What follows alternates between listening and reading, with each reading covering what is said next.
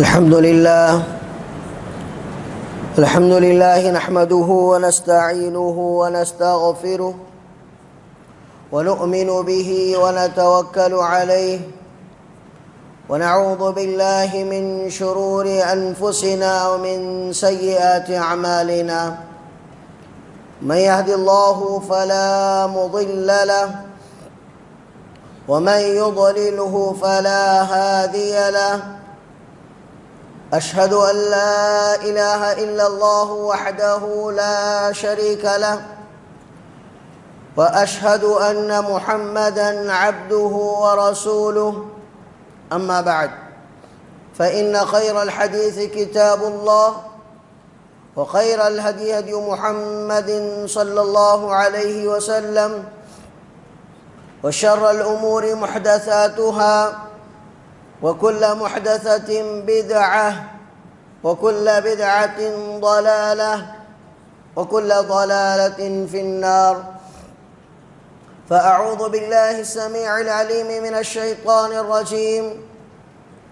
يا أيها الذين آمنوا اتقوا الله حق تقاته ولا تموتن إلا وأنتم مسلمون.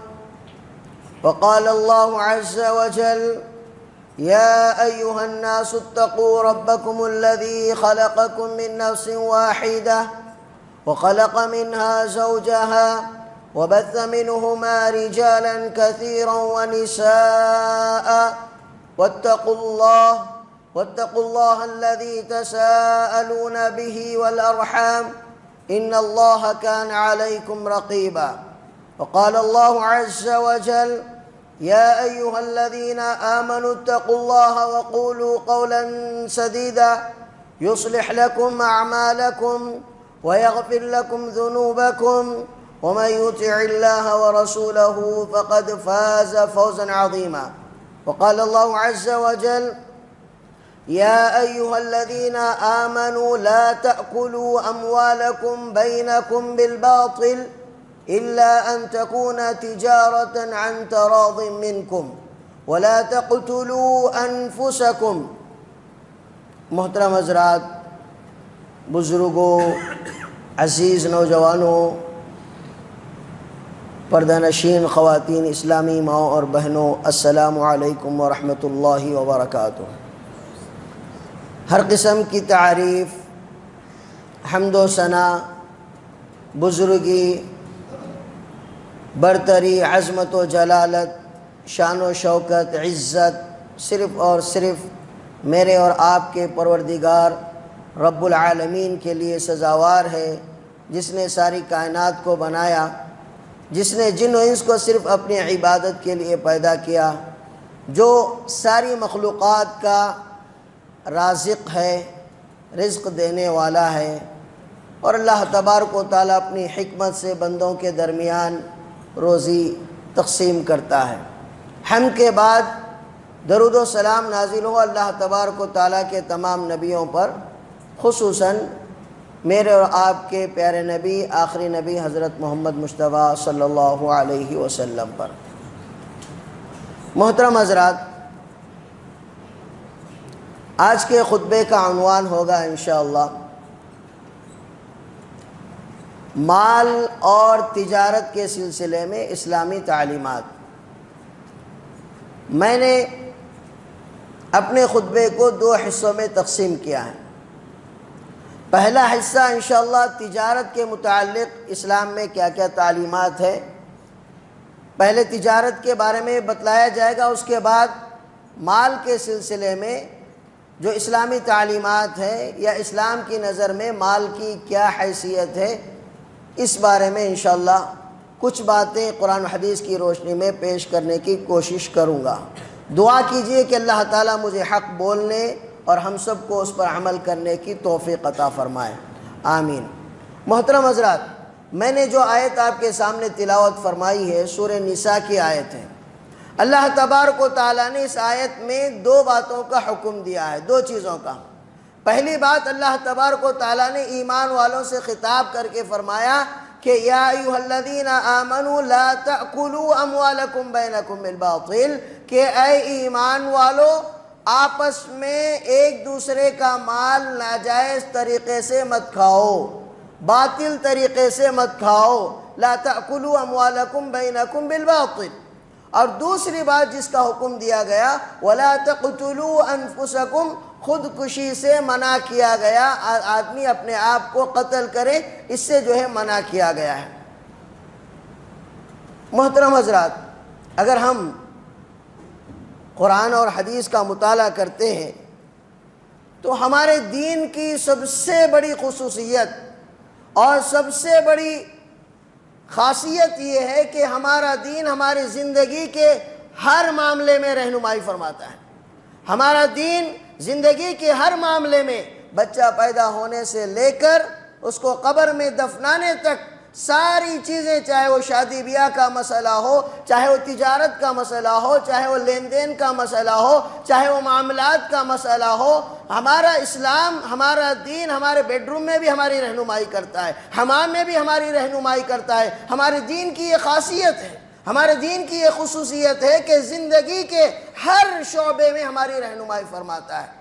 تو تجارت کے متعلق بھی قرآن و حدیث میں بہت ساری باتیں جو ہے بتائی گئی ہیں۔ انسان زندگی گزارنے کے لیے اس کو مال کی ضرورت ہوتی ہے، مال کمانے کے لیے انسان مختلف، کوئی تجارت کرتا ہے، کوئی زراعت کرتا ہے، کوئی حرفت و صنعت کے پیشے سے جڑا ہوا ہے، کوئی محنت و مزدوری کرتا ہے، الغرض۔ لیکن ان تمام چیزوں میں تجارت کو بڑی فضیلت حاصل ہے۔ تجارت کی فضیلت کے لیے اتنا ہی کافی ہے کہ ہمارے پیارے نبی صلی اللہ علیہ وسلم تاجر تھے اور تجارت کیا کرتے تھے۔ بعثت سے پہلے آپ صلی اللہ علیہ وسلم حضرت خدیجہ رضی اللہ عنہا کا مال لے کر تجارت کیا کرتے تھے۔ تجارت کے فضیلت کے لیے اتنا ہی کافی ہے۔ اور اگر آپ قرآن کی آیتوں کا مطالعہ کریں گے تو قرآن کی کئی آیتوں میں اللہ تبارک و تعالیٰ نے تجارت کو فضل اللہ قرار دیا، اللہ کا فضل قرار دیا، اور اس تجارت کو، اللہ کے فضل کو قرآن مجید میں کئی اہم عبادتوں کے ساتھ اس کا ذکر ہوا ہے۔ آپ پڑھیے، سورہ جمعہ پڑھیے، جمعہ کی نماز کے بعد فوراً حکم دیا گیا فَإِذَا قَضَيْتُمُ الصَّلَاةَ فَانْتَشِرُوا فِي الْأَرْضِ وَابْتَغُوا مِنْ فَضْلِ اللَّهِ فَإِذَا قَضَيْتُمُ الصَّلَاةَ فَانْتَشِرُوا فِي الْأَرْضِ، جب تم نماز پڑھ لو، جمعہ کی نماز پڑھنے کے بعد زمین میں پھیل جاؤ اور اللہ کا فضل تلاش کرو۔ تجارت کرنے کا حکم دیا گیا، سستی اور کاہلی کرنے سے منع کیا گیا، اللہ کا فضل تلاش کرو۔ آپ سورہ بقرہ پڑھیے، حج جیسی اہم عبادت کے ساتھ اللہ تبارک و تعالیٰ نے اس کا ذکر کیا، کہا لیس علیکم جناح ان تبتغوا فی الارض، کہا گیا کہ حج کے دوران بھی اگر آپ حج کے لیے، حج جیسی عظیم عبادت کے لیے گئے تو آپ حج کے ارکان ادا کرنے کے بعد حاجی کو اجازت ہے کہ وہ تجارت کر سکتا ہے۔ اور زمانے قدیم میں، پہلے زمانے میں ایسا ہوا کرتا تھا کہ لوگ اپنے اپنے علاقے کے جو مشہور چیزیں ہیں، معروف چیزیں ہیں، حج کے دوران ساتھ میں لے کر جاتے، وہاں مناسک حج کرنے کے بعد تجارت کرتے، اس کی اجازت ہے۔ یہ اور بات ہے کہ موجودہ دور اس بات کی اجازت نہیں دیتا، مختلف قوانین اس پر لاگو ہو گئے، لیکن اللہ تبارک و تعالیٰ نے کہا لیس علیکم جناح ان تبتغوا فضلا من ربکم، اس میں کوئی حرج نہیں ہے کہ ایک حاجی حج کے لیے جا رہا ہو، حج کے دوران وہ تجارت کر سکتا ہے۔ آپ سورہ قریش پڑھیے، سورہ قریش میں اللہ تبارک و تعالیٰ نے کہا لِإِيلَافِ قُرَيْشٍ إِيلَافِهِمْ رِحْلَةَ الشِّتَاءِ وَالصَّيْفِ فَلْيَعْبُدُوا رَبَّ هَذَا الْبَيْتِ فَلْيَعْبُدُوا رَبَّ هَذَا الْبَيْتِ۔ قریش تجارت کی غرض سے ملک شام یا مختلف ملکوں کا سفر کیا کرتے تھے، اور وہ کعبۃ اللہ کے خادم ہونے کی وجہ سے اللہ تبارک و تعالیٰ نے ان کو وہ مقام عطا کیا تھا کہ لوگ ان کے قافلے کو لوٹ لیا نہیں کرتے تھے، لوگ ان کا احترام کرتے تھے کہ بھئی یہ خدام ہے، یہ کعبۃ اللہ کے خادم ہیں، لہذا ان کو جانے دو۔ اب اس غرض سے وہ بہت فائدہ اٹھا رہے تھے، تو اللہ تعالیٰ نے کہا کہ فَلْيَعْبُدُوا رَبَّ هَذَا الْبَيْتِ، جب اس گھر کی وجہ سے تمہیں تجارت میں فائدہ ہو رہا ہے، اس گھر کی وجہ سے تمہیں یہ عزت مل رہی ہے، تو اس گھر کے رب کی عبادت کرو۔ فَلْيَعْبُدُوا رَبَّ هَذَا الْبَيْتِ، اس گھر کے رب کی عبادت کرو۔ تو قرآن و حدیث میں تجارت کو اللہ تبارک و تعالیٰ کا فضل قرار دیا ہے اور فضل تلاش کرنے کا حکم دیا گیا ہے۔ محترم حضرات، اور تاجر کے لیے بڑی فضیلت بتائی گئی۔ کہا گیا، پیارے نبی صلی اللہ علیہ وسلم نے فرمایا، التاجر الصدوق الامین مع النبیین والصدیقین، کہ امانت دار تاجر کل قیامت کے دن نبیوں کے ساتھ، صدیقین کے ساتھ، صالحین کے ساتھ اس کو اٹھایا جائے گا۔ بڑی فضیلت ہے کہ آدمی تہجد گزار نہ ہو کر بھی تہجد گزار کا مقام اس کو مل رہا ہے، نوافل کا اہتمام نہ کر کے بھی اس کو اتنا اونچا مقام مل رہا ہے۔ لیکن بات دراصل یہ ہے کہ فضیلت جتنی بڑی ہے کام بھی اتنا ہی مشکل ہے، ثواب جتنا زیادہ ہے، فضیلت جتنی زیادہ ہے، اتنا ہی کام مشکل ہے۔ کیونکہ آپ جب تجارت کر رہے ہیں، آپ بازار میں جا رہے ہیں، مارکیٹ میں جا رہے ہیں، اور بازار جس کے بارے میں پیارے نبی صلی اللہ علیہ وسلم نے کہا کہ احب البلاد الى اللہ مساجدها وابغض البلاد الى اللہ اسواقها، کہ زمین میں سب سے ناپسندیدہ جگہ اللہ تعالیٰ کے پاس بازار ہے۔ کیوں؟ بازار جب جا رہے ہیں، آدمی تجارت کر رہا ہے، تو تجارت یہاں جھوٹوں کے ساتھ رہ کر آپ کو سچ بولنا پڑتا ہے، یہاں دھوکے بازوں کے ساتھ رہ کر آپ کو امانت داری دکھانا پڑتا ہے، یہاں پر گالی گلوچ کرنے والوں کے ساتھ رہ کر آپ کو اپنی زبان کی حفاظت کرنا پڑتا ہے۔ بازار جب بے حیائی کا بازار گرم ہو، وہاں آپ کو اپنی عزت و آبرو کی حفاظت کرنی پڑتی ہے۔ تو التاجر الصدوق الامین، جو فضیلت بتائی گئی ہے کہ امانت دار تاجر نبیوں کے ساتھ، صدیقین کے ساتھ، شہداء کے ساتھ ہو۔ اگر کسی کا تقوی دیکھنا چاہتے ہو تو مسجد میں دیکھ کر اس کے تقوی کا اندازہ مت کرو، بازار میں جاؤ، بازار میں اس کے تقوی کا آپ کو اندازہ ہوگا۔ کہ مسجد میں تو ہر آدمی با اخلاق ہوتا ہے، لیکن بازار میں جاؤ، اس کی تجارت کیسی ہے، وہ تجارت میں کیسا ہے، لوگ اس کی گواہی دیں گے، اس کے اخلاق کی گواہی دیں گے۔ اس کی تجارت اس کے تقوی کی آئینہ دار ہوتی ہے، اس کے اخلاق کی آئینہ دار ہوتی ہے۔ مسجد کی عبادتوں میں دیکھ کر آپ دھوکے میں نہیں آنا، ظاہری دینداری دیکھ کر۔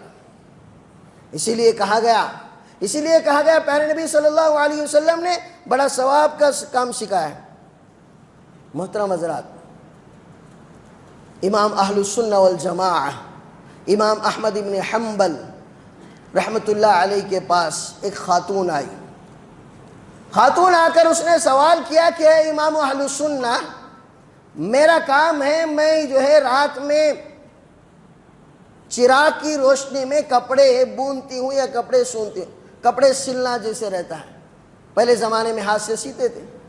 تو اس نے کہا کہ میں کچھ دیر تک، جب تک چراغ میں تیل رہتا ہے، چراغ کی روشنی میں میں کپڑے سلتی ہوں، لیکن جب چراغ کا تیل ختم ہو جاتا ہے تو اس کے بعد میں چاند کی روشنی میں کپڑے سیتی ہوں۔ کیا جب میں اگر یہ کپڑا مارکیٹ میں بیچنے جاؤں یا اگر میں بیچنے جاؤں تو خریدنے والے کو یہ بتلانا ضروری ہے کہ میں نے کپڑا کتنا حصہ چراغ کی روشنی میں سیا ہے اور کتنا حصہ چاند کی روشنی میں سیا ہے؟ تو امام اہل السنہ والجماعہ نے جواب دینے سے پہلے کہا کہ اے ماں، ذرا یہ تو بتاؤ کہ تم کس خاندان سے تعلق رکھتی ہو؟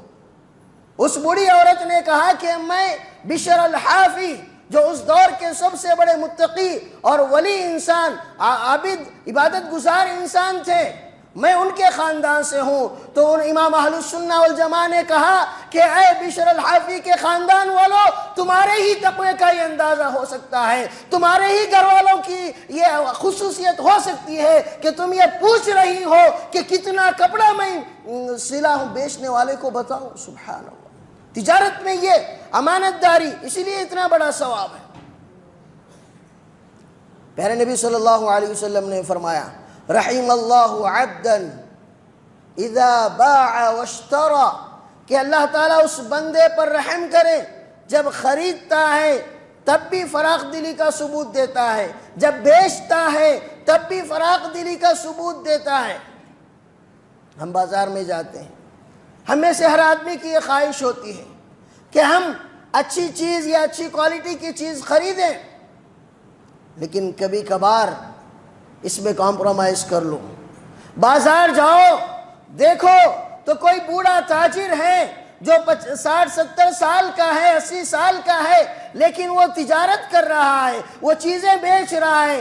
آپ کو اچھی چیز، عمدہ چیز لینی ہے، لیکن کبھی کبھار ان بوڑھے تاجروں سے بھی خرید لیا کرو جن کے پاس اچھی ترکاری نہ ہوگی، لیکن وہ کمانے کے لیے تجارت نہیں کر رہے ہیں، وہ پیٹ بھرنے کے لیے تجارت کر رہے ہیں۔ لہذا پیارے نبی نے جو کہا کہ اللہ تعالیٰ اس بندے پر رحم کرے جب خریدتا ہے تو بھی فراخ دلی کا ثبوت دیتا ہے، بیچتا بھی ہے تو فراخ دلی کا ثبوت دیتا ہے۔ اس کا مطلب یہی ہے کہ ہر آدمی کی یہ خواہش ہوتی ہے کہ عمدہ چیز خریدیں، اچھی کوالٹی کی چیز خریدیں، لیکن کبھی کبھار آپ کو ضرورت نہ ہو تو بھی آپ ان بوڑھے تاجر جن کی عمر 70 سال 80 سال ہو، ان کے پاس اگرچہ کہ اچھی چیز نہ ہو، اچھی ترکاری نہ ہو، لیکن ان سے خرید لیا کرو، کیونکہ وہ کمانے کے لیے نہیں، وہ جو ہے پیٹ بھرنے کے لیے وہ تجارت کر رہے ہیں۔ تو پیارے نبی صلی اللہ علیہ وسلم نے تجارت کے متعلق بہت ساری تعلیمات دی ہیں۔ ان میں سے آپ نے ایک اہم تعلیم یہ دی کہ تجارت میں دھوکہ نہیں ہونا چاہیے، دھوکہ نہیں ہونا چاہیے۔ چاہے جب آپ تول کر دے رہے ہوں یا تول کر لے رہے ہوں، کوئی چیز بیچ رہے ہوں، کوئی چیز خرید رہے ہوں، نہ ناپ تول میں کمی ہونی چاہیے، نہ کسی چیز کے عیب کو چھپا کر بیچنا چاہیے۔ پیارے نبی صلی اللہ علیہ وسلم مدینے کی مارکیٹ سے گزر رہے تھے، مدینے کے بازار سے جا رہے تھے، تو آپ کو وحی کے ذریعے بتلایا گیا کہ سامنے جو تاجر ہے اس کے پاس جو غلہ ہے، غلے کا اوپری حصہ جو ہے سوکھا ہوا ہے اور نیچے کا جو حصہ ہے وہ گیلا ہے، کچا ہے۔ تو پیارے نبی صلی اللہ علیہ وسلم اس کے پاس گئے اور اس کے اناج میں، اس کے غلے میں آپ نے ہاتھ ڈالا، دیکھا کہ نیچے جو ہے پورا کچا ہے، جو بھی اناج ہے، غلہ ہے۔ تو آپ نے اس سے پوچھا کہ یہ کیا چیز ہے؟ تو اس نے کہا کہ اللہ کے رسول، بات دراصل یہ ہے کہ کل رات بارش ہو گئی تھی، میرا اناج کچا ہو گیا تھا، اس لیے میں نے اس کو نیچے رکھ دیا۔ تو پیارے نبی نے کہا کہ تم نے کچا والا اناج اوپر کیوں نہیں رکھا؟ تم دھوکہ دینا چاہتے ہو؟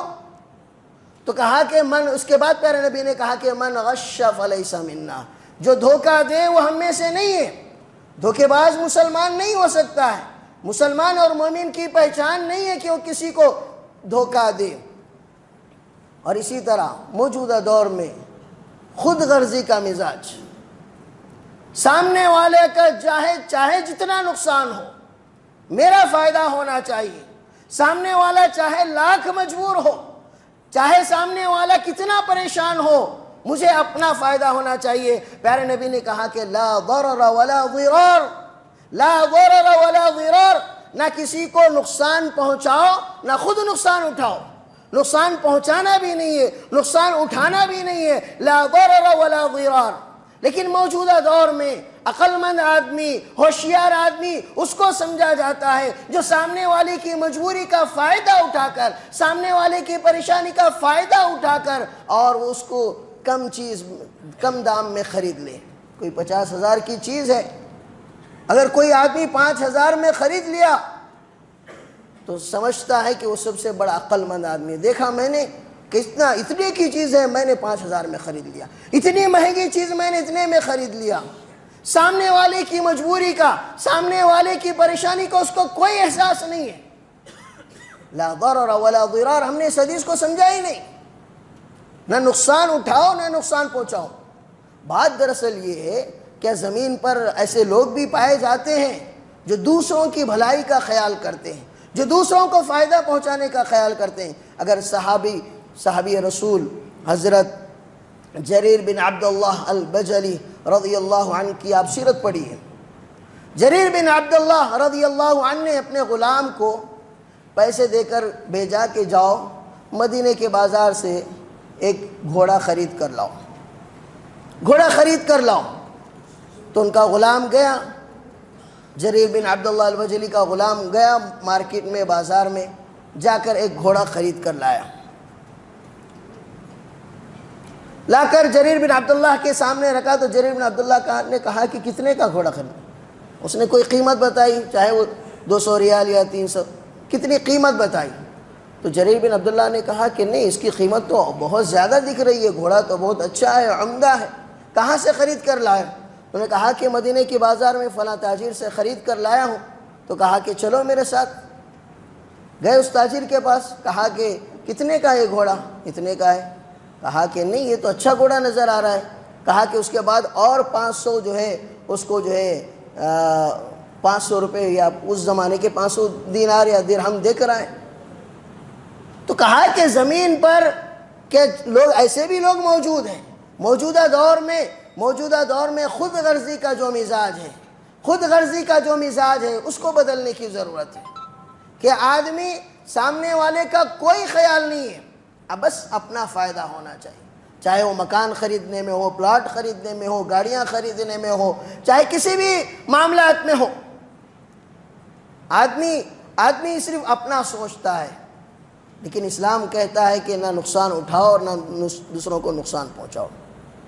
اور تجارت کے سلسلے میں ایک تعلیم ہمیں یہ بھی دی گئی، احتکار، یعنی کوئی چیز جمع کر کے رکھنا منع ہے، کہ کوئی چیز مارکیٹ میں نہیں ہے لیکن آپ کے پاس وہ چیز ہے، آپ جمع کر کے رکھ رہے ہیں کہ مارکیٹ میں اور ریٹ بڑھنے دو، لوگوں کے پاس وہ چیزوں کی قلت ہے، نہیں مل رہا لوگوں کو، لیکن آپ اس کو جمع کر کے رکھ رہے ہیں۔ اس کو عربی زبان میں حدیث میں احتکار کہا گیا ہے، کہ احتکار سے منع کیا گیا۔ ہاں، مارکیٹ میں وہ چیز مل رہی ہے، آپ جمع کر رہے ہیں تو کر سکتے ہیں، اس کی اجازت، لیکن مارکیٹ میں وہ چیز ہے ہی نہیں، لیکن آپ جمع کر کے رکھ رہے ہیں اور ریٹ اور بڑھا رہے ہیں، تو اس سے منع کیا گیا ہے، اس کو احتکار کہتے ہیں۔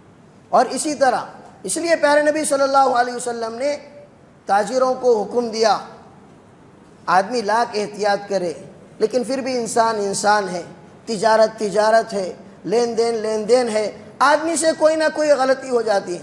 تو پیارے نبی نے اپنی تجارت کو پاک و صاف بنانے کے لیے کہا کہ تاجروں سے خطاب کر کے آپ نے کہا کہ شوبوا بیعکم بالصدقہ، کہ آپ اپنی تجارت کو پاک کرو صدقات و خیرات کے ذریعے۔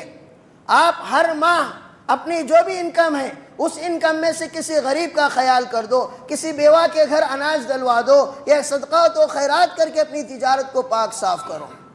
کہ آدمی لاکھ احتیاط کرے، تجارت میں امانت داری، تجارت میں جو ہے احتیاط کرے، لیکن اس کے باوجود کچھ نہ کچھ مال ایسا آ جاتا ہے تو پیارے نبی صلی اللہ علیہ وسلم نے خاص طور پر تاجروں سے، بزنس مین سے خطاب کر کے کہا کہ صدقات و خیرات کے ذریعے سے اپنے تجارت کو پاک کیا کرو۔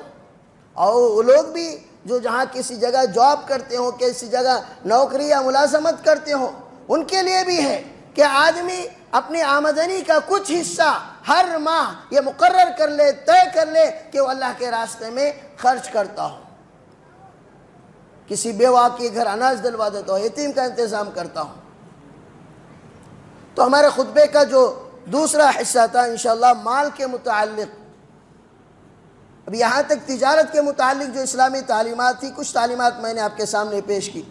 ابھی انشاءاللہ مال کے متعلق اسلام میں جو تعلیمات ہیں، تو اللہ تبارک و تعالیٰ نے سورۃ الکہف میں فرمایا کہ المال والبنون زینۃ الحیاۃ الدنیا والباقیات الصالحات خیر عند ربک ثوابا وخیر املا۔ یہ مال، یہ اولاد، یہ زندگی کی رونق ہے۔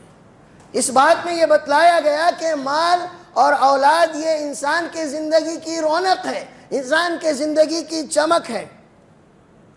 اور یاد رکھیے، مال یہ انسانی زندگی کی ایک اساسی ضرورت ہے، بنیادی ضرورت ہے، اور ہر انسان کے دل میں مال کی محبت ہے۔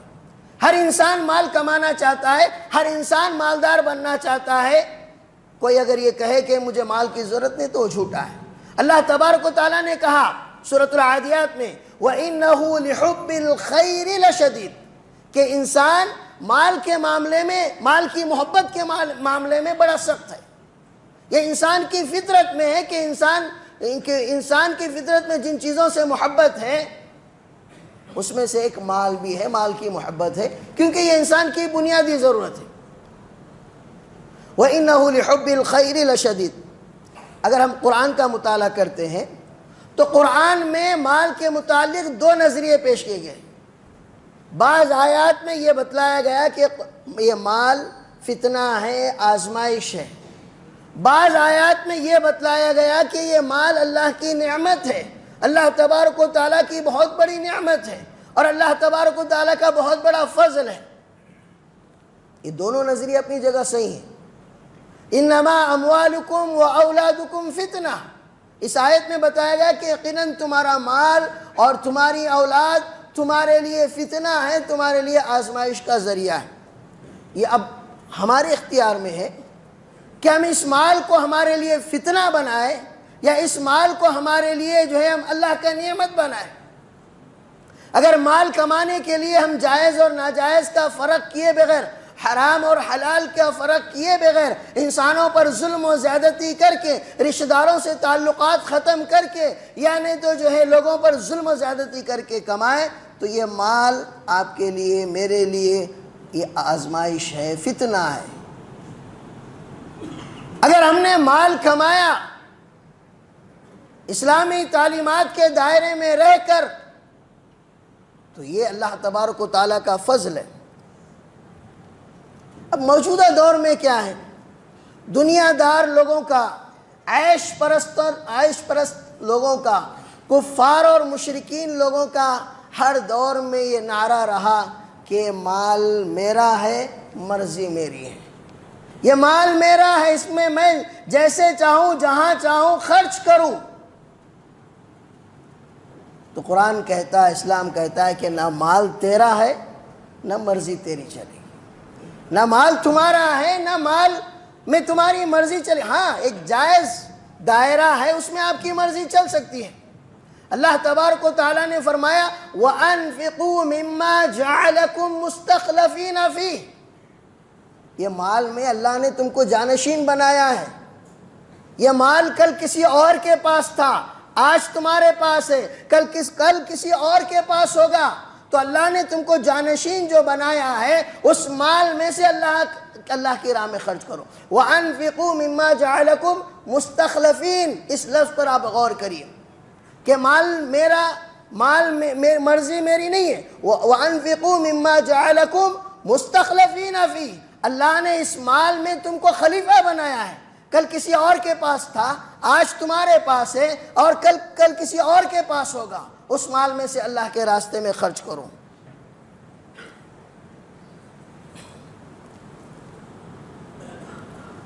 پیارے نبی صلی اللہ علیہ وسلم نے مال کے متعلق فرمایا کہ انسان کہتا ہے کہ مال میرا ہے، میرا ہے.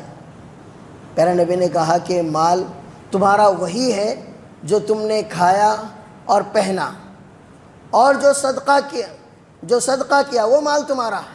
اب جو کما کر تم چھوڑ کر جا رہے ہو وہ مال تمہارا نہیں ہے.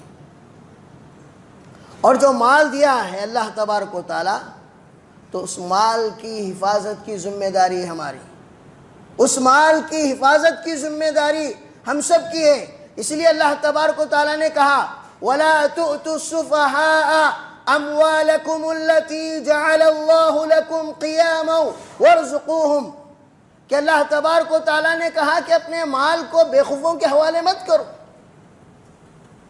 جو تمہارے مال کو بڑھانا نہیں جانتے ان کے حوالے مت کرو.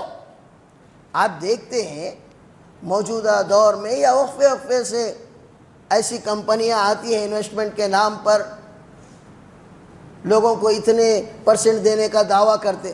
تو اب ایسے لالچی لوگ جن کے پاس کوئی تجارت نہیں، کوئی بزنس نہیں، پیسہ رکھا ہوا ہے، تو اپنے مال کو ایسے لوگوں کے حوالے کر دیتے ہیں. نتیجہ کیا ہوتا ہے؟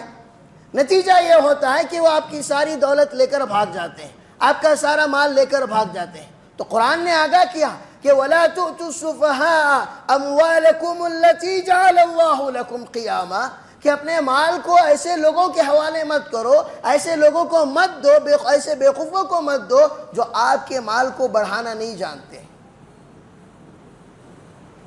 اور قرآن نے مال کو بڑھانے کی ہمیں تعلیم دی ہے. کہا کہ اگر کوئی یتیم، کسی چھوٹے بچے کا اگر باپ کا، ماں کا، کسی کا انتقال ہو گیا ہو، کوئی اس کا ولی یا وصی بن گیا ہو، تو اس کو حکم دیا گیا کہ اس کے مال کو جمع کر کے مت رکھو، کہ مال کو تم جمع کر کے رکھ رہے، ہر سال اس میں سے زکوٰۃ دے رہے ہو۔ اگر چھوٹا بچہ ہے، اس کی وراثت میں بہت زیادہ مال آیا ہو، کروڑوں روپے آئے ہو، تو اس کو جمع کر کے ویسے ہی مت رکھو کہ ہر سال تم زکوٰۃ دے رہے، مال میں کمی ہو جا رہی۔ نہیں، اس مال کو آپ تجارت میں لگاؤ، اس مال کو بڑھاؤ۔ اسلام مال کمانے سے نہیں روکتا ہے۔ آپ صحابہ کرام کے واقعات آپ نے ہمیشہ واقعات سنے ہوں گے، ہمیشہ قناعت پسند یا جو ہے غریبی صحابہ، لیکن صحابہ کرام میں بھی ایسے صحابہ تھے جو مالدار صحابہ تھے، بڑے بڑے صحابہ تجارت کیا کرتے تھے، صحابہ کرام بھی مالدار اور غنی تھے، جیسے عبد الرحمن ابن عوف رضی اللہ عنہ، عبداللہ ابن زبیر رضی اللہ عنہ۔ عبد الرحمن ابن عوف جب مدینہ آئے تو ان کے پاس کچھ نہیں تھا۔ عبد الرحمن ابن عوف کا پیارے نبی نے ایک صحابی سے بھائی چارہ کرایا، تو عبد الرحمن ابن عوف نے کچھ نہیں لیا، کہا کہ مجھے مدینے کے بازار کا راستہ بتاؤ۔ بازار گئے، تجارت کیا، خوب مال کمایا کہ جب ان کا انتقال ہوا، عبد الرحمن ابن عوف رضی اللہ عنہ کا انتقال ہوا، تو ان کی 4 بیویاں تھیں۔ ایک بیوی کو وراثت میں 80,000 دینار ملے، 80,000 دینار۔ 4 بیویاں تھیں تو اس طرح بیویوں کو کتنا ملا؟ 3,20,000، 4 بیویوں کو ملا کر۔ اور بیوی کو جو حصہ ملتا ہے وراثت میں، پورے مال کا 8واں حصہ ملتا ہے، پورے مال کا 8واں حصہ۔ تو اس طرح اگر اندازہ لگایا جائے تو عبد الرحمن ابن عوف رضی اللہ عنہ نے وراثت میں کتنا مال چھوڑا؟ تقریباً 25 لاکھ اس دور میں۔ تو اسلام ہمیں منع نہیں کرتا ہے یہ مال، لیکن یاد یہ دلاتا ہے کہ آپ مال جتنا زیادہ جمع کرو گے، حساب تم کو دینا ہے۔ مال جتنا زیادہ ہے، مال جمع کرنے کا مطلب حساب و کتاب میں زیادہ۔ اس لیے پیارے نبی صلی اللہ علیہ وسلم نے کہا کہ جو غریب مسلمان ہیں، غریب لوگ ہیں، وہ مالداروں سے 500 سال پہلے جنت میں جائیں گے۔ غریب جو لوگ ہیں، غریب مومن مسلمان جو ہیں، وہ مالداروں سے 500 سال پہلے جنت میں جائیں گے۔ ہاں، حساب کو آسان کرنا چاہتے ہیں تو مال جس طرح آ رہا ہے اس طرح اللہ کے راستے میں خرچ کرو، آپ کی آمدنی کے حساب سے اللہ کے راستے میں خرچ کرو، تو اس وقت جا کر آپ کا حساب بھی آسان ہوگا۔ اگر اللہ کے راستے میں خرچ نہیں کرتے ہیں، جو اللہ کے راستے میں خرچ نہیں کرتے ان کے لیے بڑی وعیدیں آئی ہیں۔ اللہ تبارک و تعالیٰ نے قرآن مجید میں فرمایا کہ والذین یکنزون الذهب والفضة ولا ينفقونها في سبيل الله فبشرهم بعذاب أليم يوم يحمى عليها في نار جهنم فتكوى بها جباههم وجنوبهم وظهورهم هذا ما كنزتم لأنفسكم۔ کہ جو لوگ مال جمع کرتے ہیں، اللہ کے راستے میں خرچ نہیں کرتے ہیں، ان کے مال کو جہنم کی آگ میں تپایا جائے گا، پگھلایا جائے گا، اس کے بعد ان کے پیشانیوں کو داغا جائے گا، ان کے پہلوؤں کو داغا جائے گا، ان کے پیٹوں کو داغا جائے گا۔ تو مفسرین لکھتے ہیں کہ 3 اعضاء کا خصوصی طور پر ذکر کیوں ہوا کہ پیشانیوں کو داغا جائے گا؟ اس لیے کہ کسی کے پاس مال تھا تو اس کا غریب رشتہ دار جب اسے مانگنے آیا تو سب سے پہلے اس کے پیشانی پر کیا آتے؟ پیشانی پر اس کا اثر نظر آتا، جھریاں آ گئے، ناپسند کیا وہ۔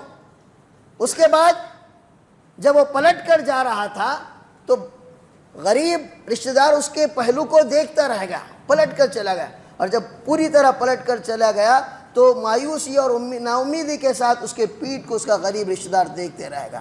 تو یہ 3 اعضاء کو خصوصی طور پر داغا جائے گا، فی نار جہنم فتکوی بہا جباہہم۔ یہ میرا اور آپ کا کمزور ایمان ہے، یہ ہمیں یہ احساس دلاتا ہے کہ اگر مال خرچ کرو گے تو مال کم ہو جائے گا، مال اگر خرچ کرو گے اللہ کے راستے میں تو مال کم ہو جائے گا، اور یہ میرا اور آپ کا کمزور ایمان ہے۔ ورنہ پیارے نبی صلی اللہ علیہ وسلم قسم کھا کر کہتے ہیں کہ ما نقص صدقۃ من مال، صدقہ کرنے سے مال میں کبھی کمی واقع نہیں ہوتی۔ یہ شیطان ڈراتا ہے، سورہ بقرہ پڑھیے، الشیطان یعدکم الفقر ویأمرکم بالفحشاء، شیطان تم کو ڈراتا ہے، فقیری سے ڈراتا ہے، اتنے روپے مسجد میں اگر اتنے روپے دے دو گے تو تمہارے مال میں کمی ہو جائے گی، تم غریب ہو جاؤ گے، فلاح ہو جاؤ گے۔ لیکن وہی فضول خرچی کا معاملہ آ جائے تو وہاں شیطان الٹا بولتا ہے، تم کو یہاں تمہارا مقام دکھانا ہے، تمہاری حیثیت دکھانا ہے، فلاں نے اتنے کی شادی کی، تم اتنے کی کرو، تب جا کے تمہارا مقام ملے گا۔ الشیطان یعیدکم الفقر ویأمرکم بالفحشاء واللہ یعیدکم مغفرۃ منہ وفضلا۔ ما نقص صدقۃ من مال۔ بات دراصل یہ ہے کہ جو ہمارے پاس ہے وہ ختم ہونے والا ہے، ہم نے اللہ کے پاس جو بھیجا ہے وہ باقی رہنے والا ہے۔ اللہ تبارک و تعالیٰ نے کہا ما عندکم ینفد وما عند اللہ باق۔ مائی عائشہ رضی اللہ عنہ کہتی ہیں کہ ایک بار ہمارے جو ہے گھر میں بکری ذبح ہوئی، کھانے کے لیے ہم نے بکری ذبح کی۔ ذبح کرنے کے بعد بکری کا سارا حصہ ہم نے صدقہ کر دیا، کھانے کے لیے ایک سامنے کا ایک ہاتھ ہم نے رکھ لیا۔ پیارے نبی صلی اللہ علیہ وسلم باہر سے گھر میں تشریف لائے، حضرت عائشہ رضی اللہ عنہ سے سوال کیا کہ جو ہے بکری ذبح کر رہے تھے، کیا ہوا؟ کہا کہ اللہ کے رسول سارا ختم ہو گیا، صرف جو ہے ایک سامنے کا جو ہاتھ ہے وہ باقی رہے گا۔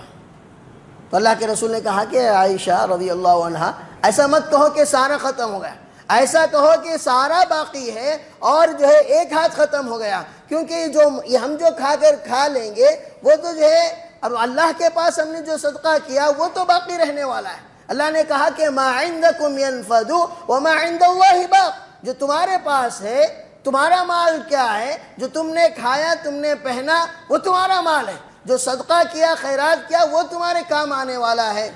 بہرحال اور بھی بہت ساری تعلیمات ہیں۔ اللہ تبارک و تعالیٰ سے دعا ہے کہ اللہ تعالیٰ ہم سب کو قرآن و حدیث کی صحیح سمجھ عطا فرمائے، اللہ تعالیٰ ہم سب کو اللہ کے سامنے ہاتھ پھیلانے والا بنائے، صرف اللہ کا محتاج اور اللہ کا غریب بنائے، اللہ تعالیٰ کے بندوں کے سامنے ہاتھ پھیلانے سے اللہ ہم سب کی حفاظت فرمائے۔ اللہ تعالیٰ ہم سب کو دنیا اور آخرت دونوں میں عزت کی زندگی نصیب فرمائے، ہر طرح کے شر سے، فتنوں سے، بیماریوں سے اللہ ہماری حفاظت فرمائے۔ اللہ ظالموں کے ظلم سے ہماری حفاظت فرما مولا، اللہ کافروں کے شر سے، حاسدوں کے حسد سے اللہ ہم سب کی حفاظت فرما مولا۔ اے اللہ آسمان سے آنے والے عذابات سے ہمیں بچا لے مولا، اے اللہ زمین میں ہونے والے فتنہ و فساد سے ہماری حفاظت فرما لے مولا۔ اے اللہ ہم میں سے جن کے والدین باحیات ہیں انہیں صحت و تندرستی عطا فرما مولا، جن کے والدین وفات پا چکے ہیں اے اللہ ان کی قبروں کو منور فرما دے مولا، اے اللہ ان پر رحم و کرم کا معاملہ فرما مولا۔ اے اللہ ظالموں کے ظلم سے، کافروں کے شر سے ہماری حفاظت فرما مولا۔ اے اللہ ہمیں جو بیمار ہیں انہیں شفائے عاجلہ کاملہ عطا فرما مولا۔ اے اللہ جو پریشان حال ہیں ان کی پریشانی کو دور فرما دے مولا۔ اے اللہ جو قرض دار ہیں ان کے قرضے کی ادائیگی صورت عطا فرما دے مولا۔ اے اللہ ہر جگہ عالم اسلام میں امن و امان عطا فرما مولا۔ اے اللہ جہاں بھی مسلمان پریشان ہیں، مظلوم ہیں، اے اللہ ان کی حفاظت فرما مولا۔ اے اللہ ہمارے ملک میں بھی امن و امان عطا فرما مولا۔ اے اللہ یہاں ہمارے مساجد کی، ہمارے مدارس کی، اے اللہ ہمارے اوقاف کی حفاظت فرما مولا۔ اے اللہ ہم سب پر اپنا رحم و کرم نازل فرما مولا۔ اے اللہ ہم سب کو جنت الفردوس میں اعلیٰ سے اعلیٰ مقام نصیب فرما، آمین۔ وآخر دعوانا الحمد للہ رب العالمین۔ اقول قولی هذا استغفر اللہ لی ولکم ولسائر المسلمین من کل ذنب واتوب الیہ۔